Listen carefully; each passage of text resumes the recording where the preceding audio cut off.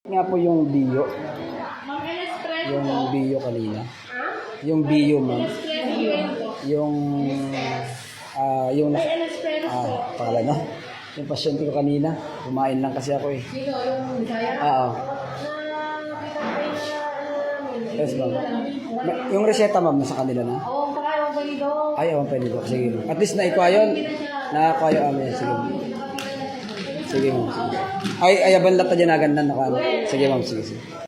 So yan mga ka-DIY, pinunta na natin sa hospital si Lolo Bio. Yan, in-oxygen po siya. And then, chinek up din po siya ng naka-assign na doktor.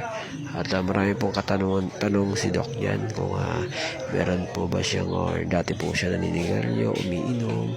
So yan, sinagot din po natin at hindi po siya makasagot dahil hindi po siya masyadong makapagsalita kasi parang napapagod po siya mga ka-DIY.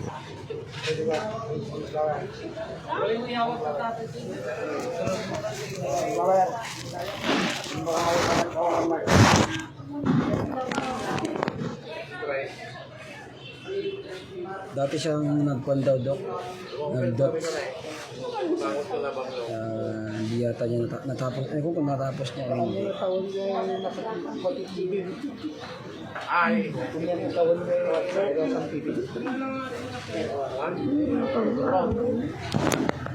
Ano?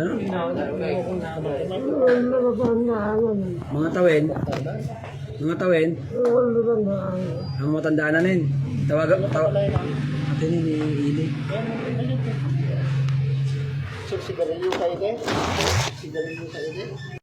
So yan mga ka-DIY, pinalitan na rin natin siya ng damit at pinunasan na natin ng wipes kasi medyo may amoy siya, medyo ilang araw na rin pong hindi siya naliligo kaya ayaw siya papasokin sa loob ng hospital kung hindi po siya magpalit kasi medyo nangangamoy po yung kanyang katawan. Kaya yan, pinapalitan po namin kasama ang kanyang mga kapatid at pamangkin. And then ako po, inaalalayan ko rin siya para mapalitan na po siya ng sando. So napakapayat po, nakikita niya po, nakakawawa po masyado, no? So nakakaawa po, napakapayat na dyan, halos putot balat po siya mga ka-DIY. Nakakaawa po si Lolo Bio. Kung kayo po nasa kalagayan niya, napakahirap po ng sitwasyon po niya. Kita niyo po, nakakaiyak po na makita na ganyan po yung kalagayan niya, na halos butot balat na mga ka-DIY. Kita niyo, palitan na po natin siya ng damit. So yan, pwede na po siyang ipasok sa loob para po malagyan po ng suero or may confine na siya. And then susunod na lang po siguro yung kanyang pantalot kung mapapalitan po mga kapatid. Napakahirap po talaga pag ganyan ang sitwasyon. Pag tumanda ka tapos walang mag-aalaga sa'yo, guys, napakahirap po. Kaya swerte po yung mga taong may umaalalay po sa inyo. Pag yan mga ka-DIY, medyo pagod sa dyan, medyo pag tinatanggal yung kanyang oxygen, hindi po siya makahinga. Kaya dinecide po ng doktor na huwag mo nang tanggalin yung kanyang oxygen at ipapasok siya sa loob mga ka-DIY para malagyan ng suero.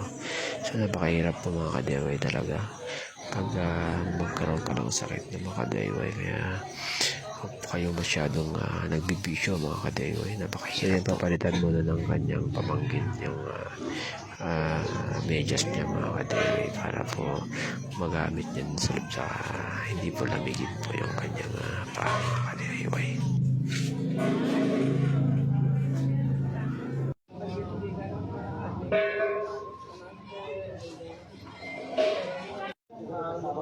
So yun, nag-usap kami ng kanyang pamangkin na yan mga kailangan niya para po sa kanyang akan. So yan mga ka-DIY, binidyo ko po pala siya sa loob ng hospital na ini-injectionan or nilalagyan ng suero kasi hindi po talaga pwedeng mag-video sa loob po ng operating room. Kaya yan, nakita niyo po mga ka-DIY, siniswera na si Lolo Bio mga ka-DIY para po siya ay may confine.